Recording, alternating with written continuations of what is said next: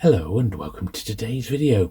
So this time we're going to be taking a look through my latest vintage Matchbox model pickups. So I've been to a couple of toy fairs since the last video and I've picked up a dozen or so really quite vintage models this time round, and that's what we're going to be having a look at today. We're going to give them a clean. I'm then going to take all my entire Matchbox collection out of the display case that it's in. I'm going to rearrange them into new chronological order as they've been released and put them all back in again. So I think it's going to be quite a good video. So sit back, relax, and let's take a look.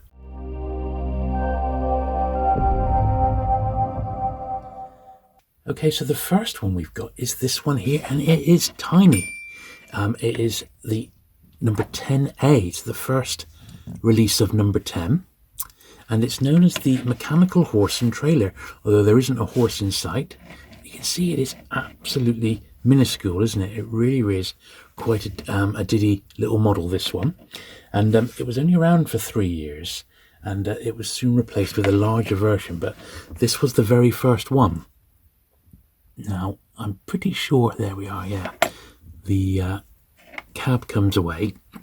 Now, a lot of the ones that we're going to see today, they are amongst some of the very earliest models, and I have found a new sort of love of these early ones now, and I think they represent really good value for money, more so than the ones from the sort of mid-60s to the mid-70s, which seem to be probably the hottest area of Matchbox collecting at the moment. They seem to be making the most money.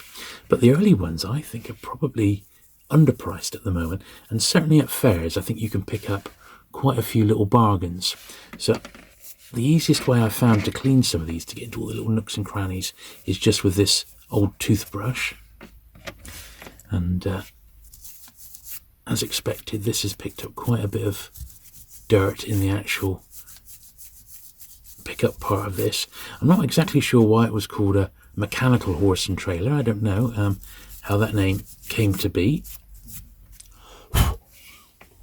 But obviously he's a fair bit old here. It's quite an old model here, so I'm being fairly gentle, but it's a tiny little one, and all of these I think I've pretty much done very well with the pricing on almost all of them.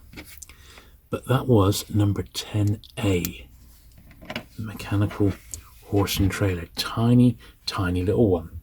Now the next one is something a bit more modern. Now this is number 19D. It's the Lotus Racing Car Mark III. Now, as you can see, it's an absolutely hammered box, but these little racing cars tend to go for a fair few pounds. And look, that had £10 on it, so I actually paid a tenner for this one. I've seen these motor cars go for, well, at least double that, even loose. So I think £10 was probably a good price, and the reason it was £10 was because it was in such a tatty box. Now, I'm not going to display that box. As you've seen in the past, the boxes that I do have on display are pretty nice. So I'm going to keep it. Obviously, I'm not going to throw it away, but it's not going to be part of the collection. So I'm going to put it to one side. I bought it for this. Now, it's quite common to find this particular one, this Lotus car, without the driver, because the driver comes out quite easily.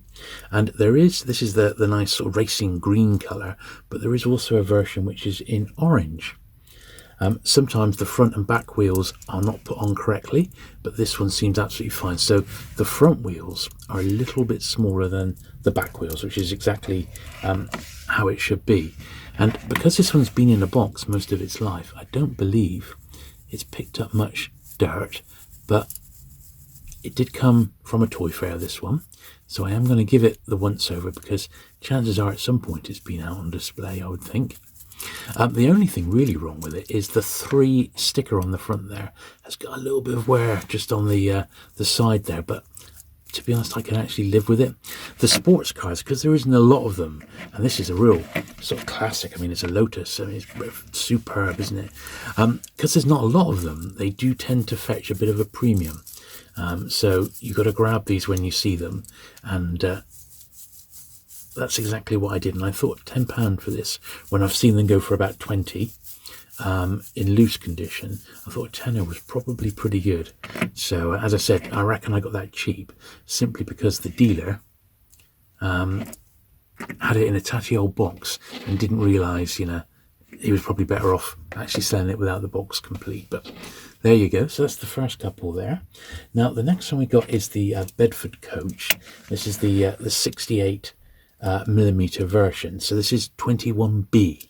There was an earlier 21A.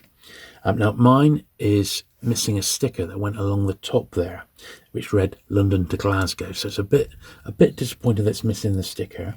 But this one is ever so slightly longer than the 21A, which is the original issue. Now, looking at this one, obviously this was before the time when they would have put, if this was like, 20 years later, they would have put some plastic inside to replicate the windows. But back when this one was released, which was in 1958, and in fact I meant to tell you the years of these, so that was 1965 and that was 1955, but this one's a 1958 issue, and back then they didn't really have the technology to put plastic inside the windows like they did on the later models. So once again, I'm just going to give this one a gentle brush with the toothbrush, but it's not mint by any means, but once again, it was a really nice early one to get off the list. And it was probably about £4 or something ridiculous. A very, very good price, I feel. So I was pleased to grab that one. Now the next one is 27A, and this is what's known as the Bedford Low Loader, and it's 78 millimeters in length.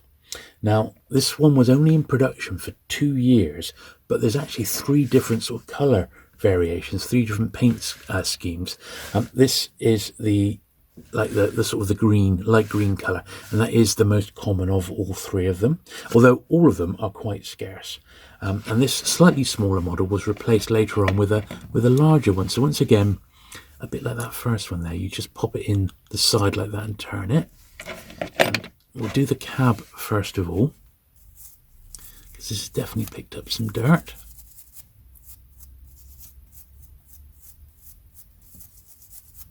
But it seems, because I've only bought 1 or 2 online, most of the ones I've picked up this time round have come from the last 2 Westpoint toy fairs. Now, I have popped up the videos of the toy fairs, so if you're interested to see what other Matchbox stuff was around, do check those out. And in fact, the very latest one I've put up, there was quite a bit of Matchbox stuff, including some real rare, like sealed box sets and stuff like this. So certainly worth checking out if you like the Matchbox cars, and you can see what was on offer.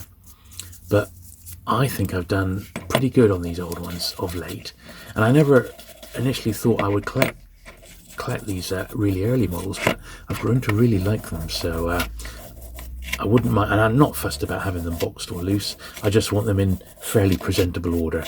That's all I'm really worried about. But it would be nice to have as many boxed as possible, of course, but unless I get lucky and sort of buy a collection, I don't think I'm going to be buying that many loose, that many boxed rather, because they're just so expensive, aren't they? But that one, if I can get the back in there. Once it's in, there we are, like that. So that was 27A, the Bedford Low Loader, and a bit of a nondescript one, but I actually really do like it. So now we've got the first of 2 Jaguars. So this is number 32A, and it's the Jaguar XK140. Now this one was released by Matchbox in 1957. This is the first ever Jaguar that Matchbox released. There is like a second issue of this, which has got like a red livery, but this was the original one, and this was in production for 5 years until it was replaced with the famous E-Type Jaguar. So this is a pretty nice example of this one from what I can see. Yeah, number 32 there. It's got the fixed base plate, the black base plate on the bottom.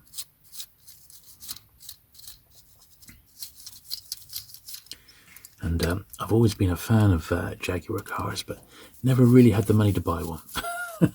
not a real one, unfortunately.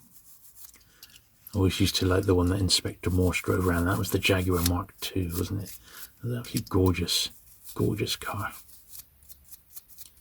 But that one's that's in really nice condition as well. That it's got the silver headlights and the grille, they were probably hand painted in all honesty, as were lots of the cars back then. And so this is from 1957. I think that's a really, really nice Jaguar, but not as nice as the next one, which is the famous E-Type Jag. Now, I did all right with this one. It only cost me a £5, and once again, I've seen these go for £20 to £25. However, this obviously has got a little bit of wear, and I was sort of kicking myself because I was at the Westpoint fair. I saw this one for a £5. Thought, yeah, I'm having that, because I've been looking at them online.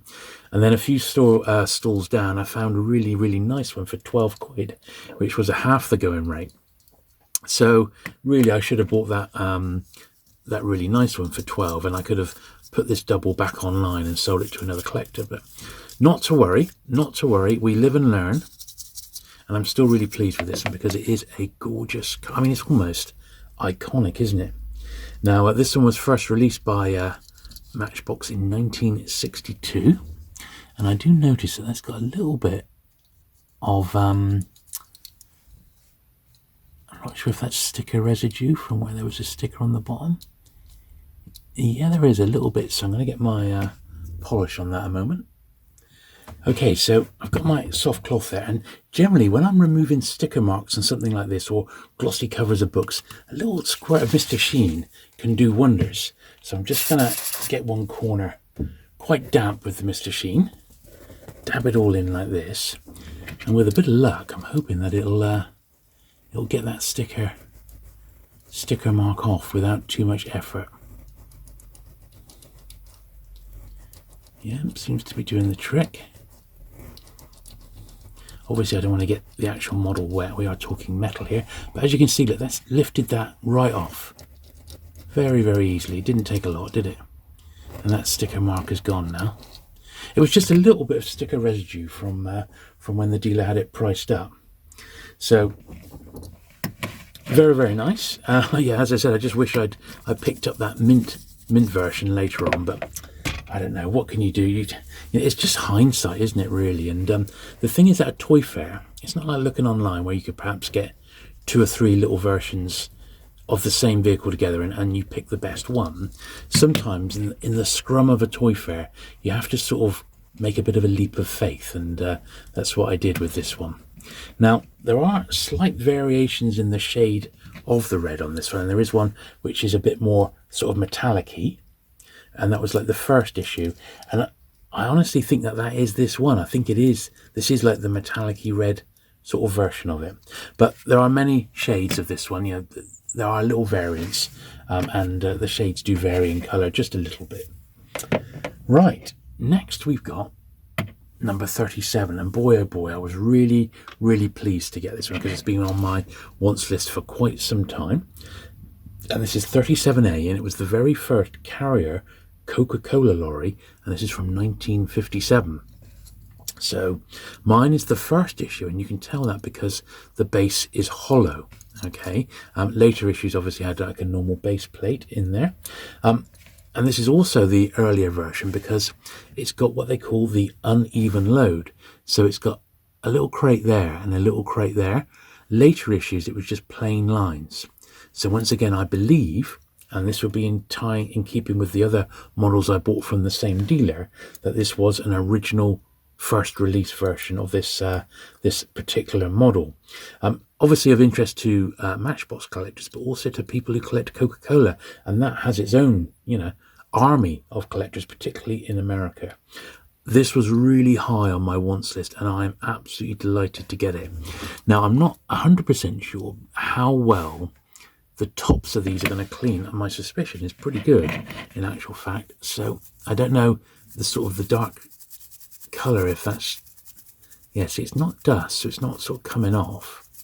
It's just how it was moulded, so that sort of the yellow paint hasn't gone right in there. But it's supposed to look like obviously Coke bottles, but that's definitely looking cleaner. So if you look at that side compared to that side, just by putting the toothbrush in there, it has got into those little grooves of the casting and cleaned it up quite a bit. But this was these early advertising ones. I think are really, really great. And it wasn't like they did loads, was it, for Matchbox? So particularly early on. So I guess that's why they all fetch a bit of a premium.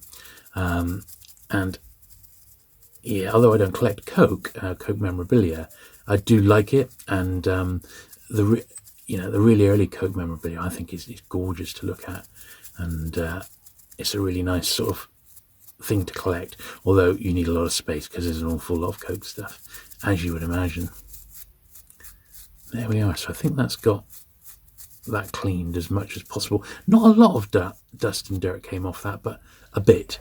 So I shall pick the best side because the sticker's got a tiniest bit of wear along the top, but nothing too serious. So I'll have a look, and it'll probably be, which is my best side. Well, I think it's probably that one. So that'll probably be the way it's displayed in my display case. But I think that is a really, really nice one, and I'm very, very pleased with that.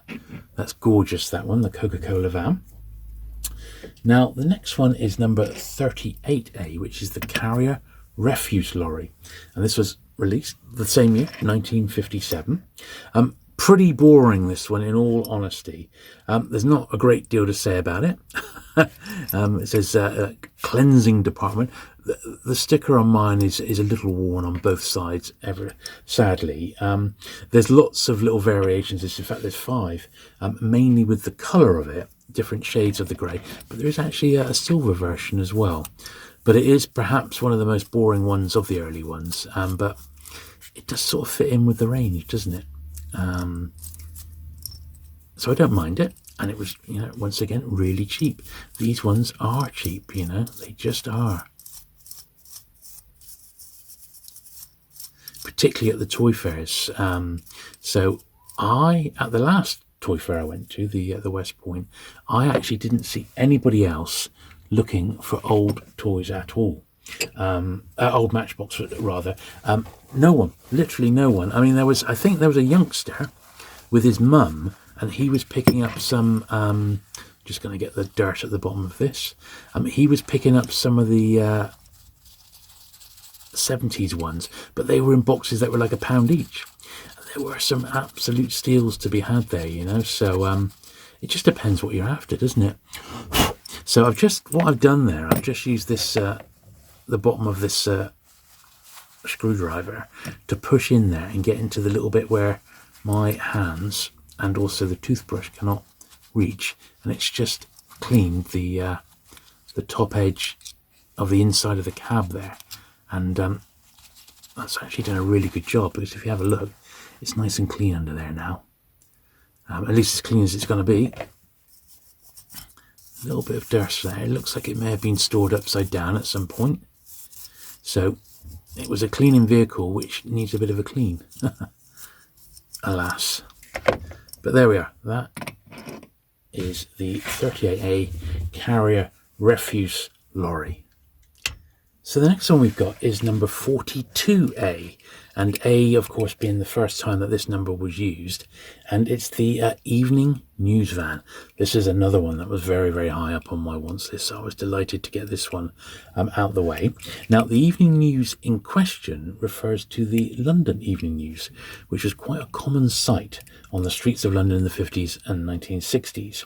Now, early issues had a silver trim, and that silver trim was hand applied to the headlights and the front bumper and the grille, which I believe this one is. Obviously later on the process got automated with the mask spraying.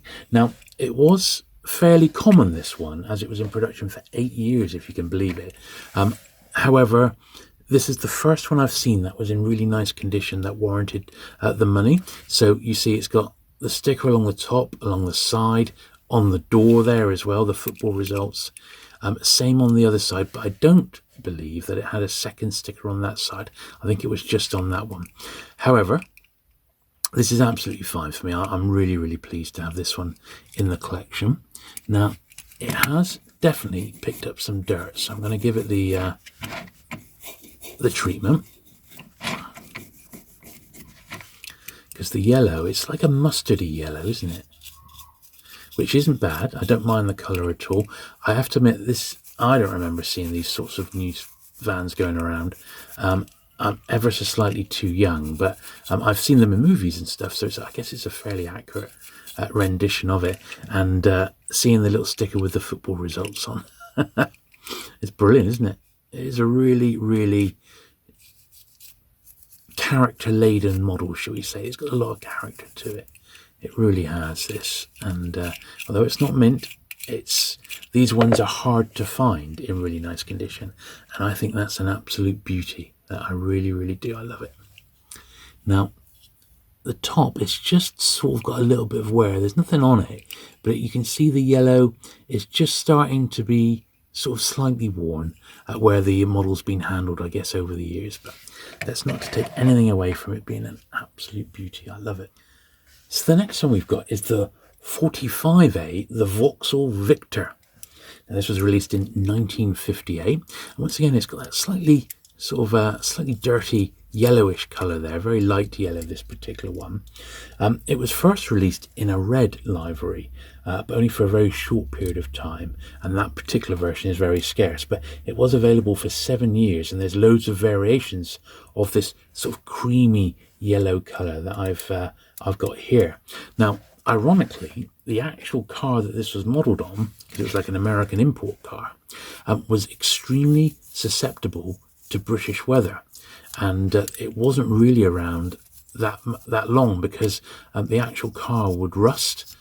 So chances are the Matchbox models lasted a lot longer than the actual cars that they were based on. It's not bad. These sorts of ones aren't my favourite, in all honesty. They're just a bit too plain for me. I know they're part of the Matchbox line, so I absolutely have to have one. If I'm looking to get one of each of the main issues from when they started up to 1982-83, I am looking at about 330 different models, and that's obviously excluding variations, which I'm not overly bothered about. I just want one of each car, loose or boxed, or one of each model. So, that's absolutely fine for me, but I certainly won't be looking to get any more. I wouldn't be too fussed about not having this one boxed or anything. Now, I've just popped my cloth along there, and look at the difference that's made. It really has taken off that dirt there. I wonder if the same thing will happen when we do the front bonnet there. Yeah, it has. So I haven't put any extra polish on because I don't want to damage the paint, but this has actually made it a lot cleaner than it was. I'm being quite light here. I'm not really rubbing it or anything. But look at that. That was a little bit dirty, and that's come right up, actually. That really has. I don't know if the same sort of thing would happen with this. Well, it has. You can see it straight away. Wowee. Look at that. Look at that side compared to the other side. Do the front bonnet there. Well, look at that. Just a very light rub, now that I dusted it off, has actually made all the difference. Look at that.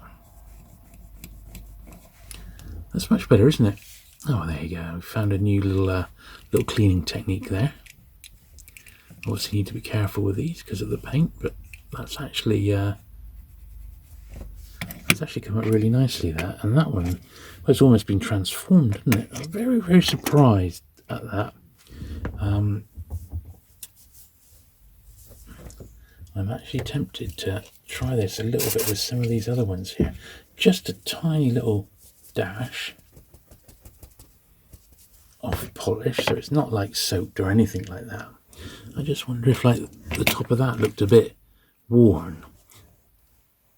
Will it make much noticeable difference? Well, on that one, I'd say it hasn't, in actual fact. No noticeable difference on that at all. So that one, no change. On the Jag. No, not really. I mean, we cleaned the windows, didn't we? The same on that one, really. Not a lot of difference. That one wasn't too bad to begin with. Well, certainly the lighter ones, it's made a difference, hasn't it? But this Well, that looks a bit better straight off the bat.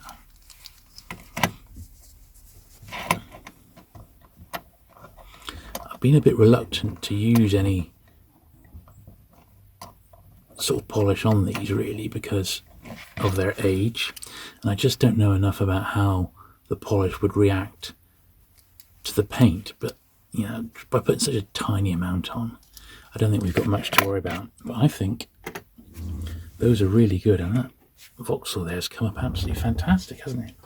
Well, we don't have many to go, so let's crack on. So this is number 47A. This is the Trojan van, and this is like the little Brook Bond variation, so Brook Bond T. Now, I knew fair off that there was a bit of sticker wear off that one, but I thought, well, that side would display fine. It's got the Brook Bond T. It's got the little tea leaf on the side of the car there. So looking at this one before we clean it, you can see some like wear just down in the around there in the corner there, a little bit over there. Once again, in that tiny bit off the bonnet there. So there's definitely some wear on this one, which hopefully we can get up. Now, there's actually 5 different versions of this one, and it was in production for 5 years, and obviously advertised in the Brook Bond T range. And it came with their logo, and it's got that little leaf on the side, which I really, really like. I do really like these sort of advertising models, and in a way, these are like really, really tiny versions of the Corgi and Dinky advertising models of the time, you know. So it was just Matchbox getting in on the act, I guess. Now you can see right in the corner there's dirt that's built up, and I'd like to get that out if I could, but I'll get in there with the toothbrush first of all and see how we get on with that. But I think because these are over 60 years old, and I reckon the people I've been buying these off are like the original owners, I think they're just going to need that little bit of gentle persuasion with the polish, I think, just to get in the little corners here. The bottom's all right on that. So it really just is along the bottom of the doors and in that little spot there. So I'm tempted. I've got my screwdriver there. I'm going to put that on there. I'm just going to see if I can get into there like that.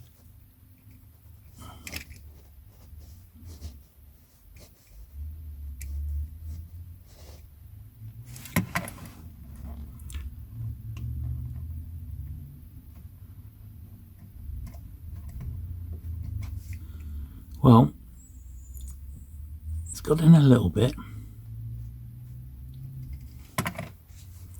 You can see that little line of dirt, so it did start to make a difference.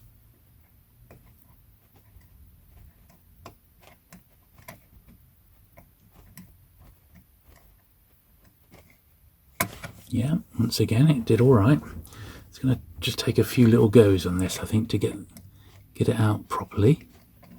Each time I do it, it's releasing a little bit more dirt.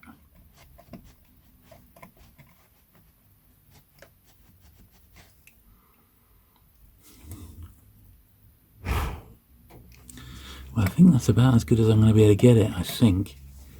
But we'll do the same on the other side. If you compare the two sides, look. That side's got the dirt in there. That side virtually clear. Well, I think that's certainly looking better than it did to begin with, doesn't it? Might need a bit more work, but I don't want the video to be 10 hours long or something.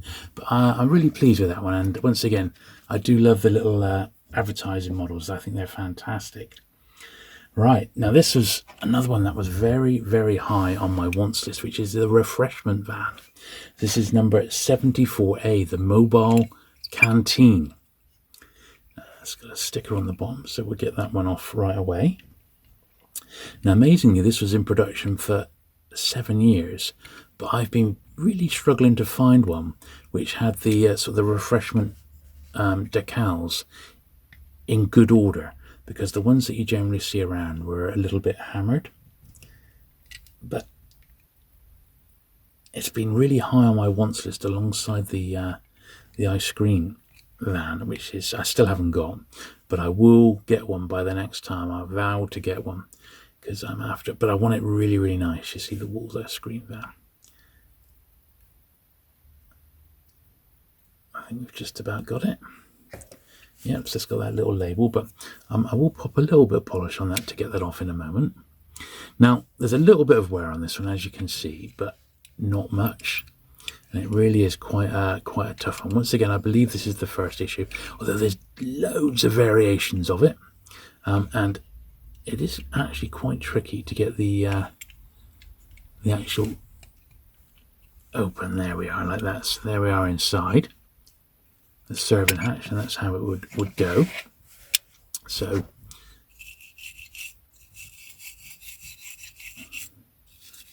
potentially a little bit of dust along the edges there, but not much. Potentially a little bit on the windows there. There we are. So really, really nice one that I've definitely very pleased to get that. It's been on my list for quite some time to get a nice one, and I was glad to finally be able to do it because it's taken some time. As I said, there's loads of variations of it. You could, I think it's about 5 or 6, major variations, but then there's stacks more on top of that if you wanted to go down that particular rabbit hole. And I know there are some collectors who try to specialize and have lots of variations of one particular model. And there's a couple of later ones that I really, really like, which I think, I could sort of get into getting the different versions of it. If you could find them, of course. Right, and then the last of the Matchbox, because we've got one other thing to look at, is this one. So this is number 75E. Now this is look, it's got a £2 sticker on there. This is from the Toy Fair. Once again, I've not bought it for the box because the box is tatty, and this sticker, well, I suppose it's come off to a fashion, but I'm not going to display this. The box is just a bit too far gone. I want my boxes to be nice, but the actual model inside was absolutely fine. Look at that. So it's the just the helicopter here, MBTV News. And it looks brilliant, isn't it? It's absolutely perfect. So compared to these other ones, it seems really out of place, doesn't it? But not a mark on that. It looks absolutely fine. I don't think it even needs a brush down. I think it's been stored in that box all that time, so it's absolutely fine. There we are. And it's ready for the cabinet, really. I just think this box is just a tiny bit too far gone. I don't know, what do you think? I mean, there's a chance I could get that off, but it just doesn't seem fresh. The box bangs and that, but for £2, you see, that was a bargain. So once again, a bit like the motor car, the Lotus from earlier on, if you buy a tatty box, quite often the model inside is absolutely fine, and you can pick them up at a really respectable price. So I'm going to put that box to one side. I am not going to display it in that. Now, the last one we've got is this. It's not even a Matchbox, but I got it at the same fair.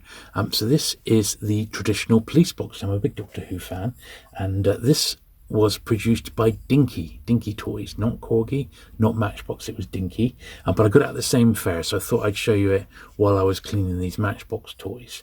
And this was part originally of a Dinky gift set number 42, but you could also buy it separately as number 751, and they actually came in like boxes of 6 in a trade pack, or you could obviously just buy it on its own. So I'm just going to use the same sort of principle and just go around the edges.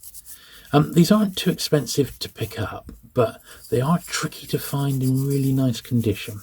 And this is one that I've been after for a while. As I'm a Doctor Who fan, and I was really pleased to get this one in the end. So it's a really nice one, and I am going to just, with the tiniest bit of damp cloth here, just do the edges, because I don't think it's going to hurt.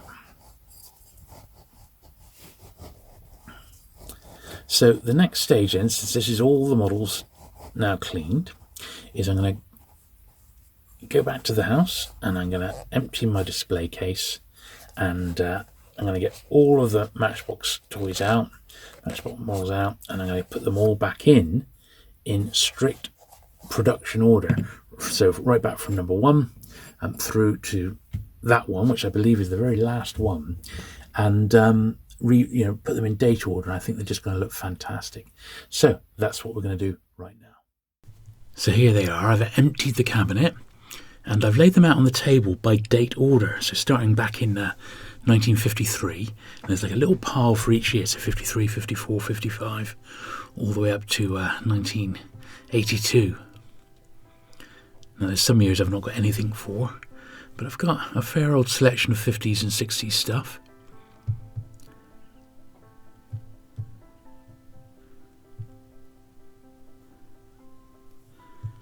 And I just think, like a lot of my collections, I like to put them in sort of manufacturer order rather than say all the number 1s, all the number 2s. I just like to see how the models have changed over the years. Into like the mid-70s, the sort of funky ones, and then the 80s ones at the end. Late 70s, early 80s.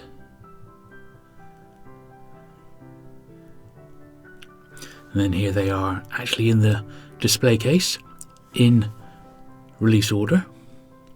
I think they just look fantastic. They really, really do. I only just managed to squeeze them in, and the very last one, the helicopter, I didn't have room, so I've had to put them on the shelf above, so that one is actually out of position. But I did have a spot for it there. But don't they look amazing? They really, really do. I love them. Absolutely love them. However, I am going to have to think very carefully. I have got a spare wall cabinet, and it may be that I use that one going forward for the Matchbox toys. We'll have to see. But for now, I'm happy with them looking like this, and they do look fantastic. So thanks very much for watching today. Do please hit that subscribe button if you've not already, and I'll see you again soon. Bye.